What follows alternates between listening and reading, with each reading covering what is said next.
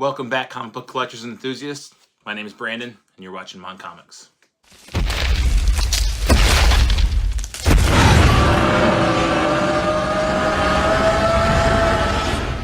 Hey, welcome back, everyone. Happy Friday. I hope everyone had a great week. As of the filming of this video, it is May the 4th, so May the 4th be with you all. I hope you got to celebrate if you're a Star Wars fan. I'm rocking the Millennium Falcon shirt. This week, I have a number of mail calls that I got in the middle of nowhere. I've also got a trade item that is comic book related I got from a friend on Instagram I'll talk about. And I've also got a little announcement about something special I want to do for the community. So let's get right into it. The first book I picked up that I've wanted for a while, but I had to get this one on eBay. All these came from eBay except for one came from Whatnot. I'll put all the eBay sellers in the description below because I had good experiences with all of them. And I will mention the Whatnot seller because that experience was good as well. But this is Astonishing Tales 23. It is the second appearance of Fin Fang Foom. It is from 1974, written by Tony Isabella and art by Dick Ayers. And I'm a huge Fin Fang Foom fan. Again, his first appearance is so expensive, I don't think I'll ever be able to obtain it. And if I did, it would have to be a pretty beat-up copy. Fin Fang Foom is essentially an alien, comes to Earth and takes the form of a dragon with like a humanoid face. I'll put his picture right up here. He's awesome. As a kid, I got the Marvel card, and I was like, what is this? And he has implications with the Mandarin finds his 10 rings of power at where Fin Fang Foom's ship is, and he works to awaken the Fin Fang Foom, and then Iron Man and the Mandarin have to work to get him back to sleep. So there's an herb that can wake him up and an herb that puts him back to sleep. But really nice condition on this book. I'm guessing probably an 8.0, 8.5. And it was only $20, and I've wanted it for a while. So, like, it's just crazy that the first appearance is thousands of dollars, and then the second appearance is $20. So, shows you what keys can do. But I'm very happy to add this to the collection. I haven't had a chance to read it yet, but I'm going to, and I'm very psyched. The next book I picked up is, no surprise, it's Fantastic Four, issue number 75 from 1968.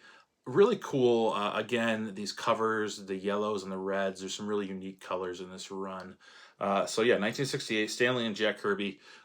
In this issue, Galactus can't find the Silver Surfer, so he's fighting the Fantastic Four. He's throwing everything he's got at him, and the Fantastic Four doesn't know where the Silver Surfer is, and so Galactus threatens to destroy Earth with a giant meteor. So Reed Richards goes back to the lab, and he finds out that the Silver Surfer is in the microverse, and they need to go find him so that he can confront Galactus. So cool story, cool book. Happy to scratch another one off the Fantastic Four run.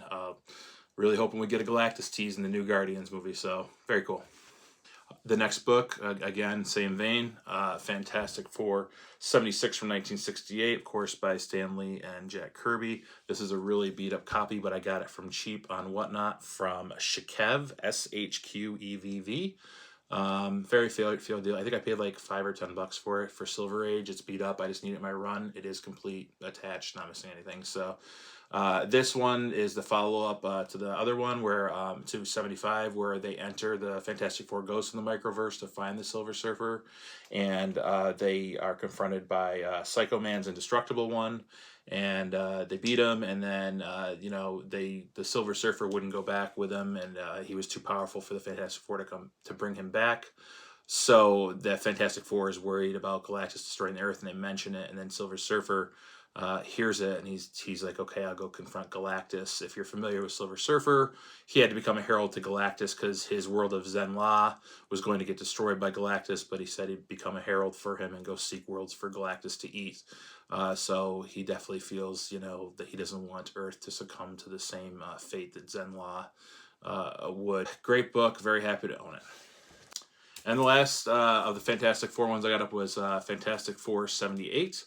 1968 as well. Stan Lee, Jack Kirby. I always mention that I always want to give praise to them for reviving the Marvel Universe with these. Basically, just the Fantastic Four fighting the Wizard, who makes some wonder gloves to increase his power. So that's just the whole book is talking about that. And then like the end of the book is the Wizard going to the Baxter Building. So just another one in my run. Decent shape. eBay purchase. Very happy with it. The last book I picked up is one that I've had the villain in before with Iron Man, but it is Daredevil 18 from 1966.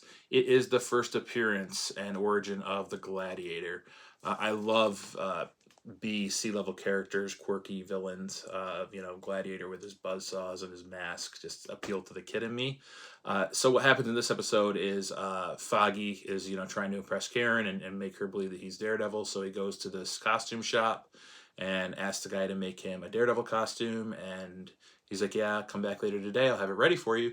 And upon leaving, you learn that Melvin Potter, who owns a shop, he does not like costume-wearing superheroes because, and I quote, he calls them swaggering braggarts. And he feels that anyone can become a hero or villain by just making a costume. So he sets out to prove his theory. He builds the Gladiator costume. He beats up Foggy with like Karen watching. Karen gets hurt, and then Daredevil has to come save the day and defeats the Gladiator. So very cool book. Got this off eBay. It's about a 3.5. You know, I think it was like $30 shipped. So for a Silver Age Daredevil key, I was very happy with that. So those are this week's pickups. So for a long time, I sold a lot of vintage Star Wars toys and, you know, collected a lot and sold through my Instagram account, which at the time was Jabba's Toy Dungeon. I made a lot of friends, a lot of contacts, a lot of collectors, people that I still talk to this day. So I made one good friend. His name is Bruce, and his page is Fet's Vet Vintage Toys. And we've sold to each other. I bought stuff from him. He's bought stuff from me. And he's recently got the comic book bug, too. So I knew that he had quite a collection of Mego figures. So, brief history. If you're not familiar with Mego, Mego was making toys as early as 1954, but it wasn't until 17 years later, 1971, when David Abrams' son, Marty Abrams, finished business school and became president. And he had this genius idea to acquire licenses from famous actors, famous celebrities, TV stars, and make them into these characters. These are like the first action figures. And it was genius marketing. Their packaging was great. You know, they had cards, but they also had these little boxes they came into. I'll throw a picture of it up here. And I knew that Bruce had one that I wanted. So I traded Bruce some books, and I acquired a 1975 Mego Green Goblin. His accessories that he came with are these boots and this satchel. The satchel is broke. A lot of them are broke that you find like this.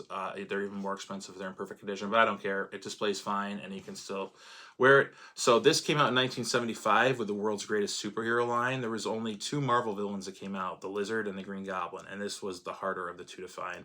So I just wanted to, I'm going to display him with my Amazing Spider-Man 122, The Death of the Green Goblin.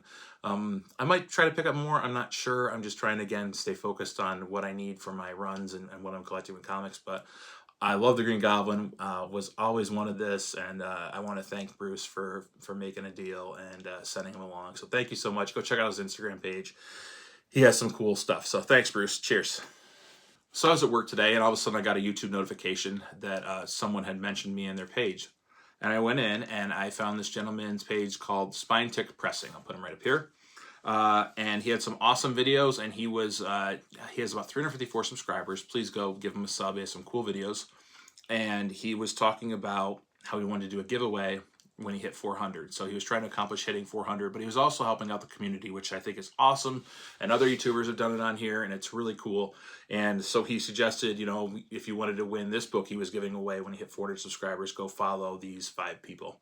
I'd love to get 5 more people to go follow, but honestly, like everyone I've watched or talked about before, I've already mentioned in previous videos, and it's so hard to find time to watch more and more content being a full-time worker, full-time dad when I'm home. So I will just throw some in the comments if I can. So he's given a really cool reprint, Tales of Suspense 39, the first appearance of Iron Man. So in the vein of, you know, the spirit of this comic book community and having fun, I haven't done a giveaway since my 100 followers. I was going to do one at 500, and I'll still do one at 500. But what I want to do is I'm at like 373 subscribers. When I hit 400, the video after I see that I've hit 400, I'm going to do a giveaway. So this is just announcing that I will be doing a giveaway. It's nothing to do in this video, but when I hit 400, to thank everyone, I am going to give them this awesome Daredevil 184. Has a Punisher appearance, really iconic Frank Miller and Klaus Janson book, and it's just such a cool, iconic cover. It's a 9.0.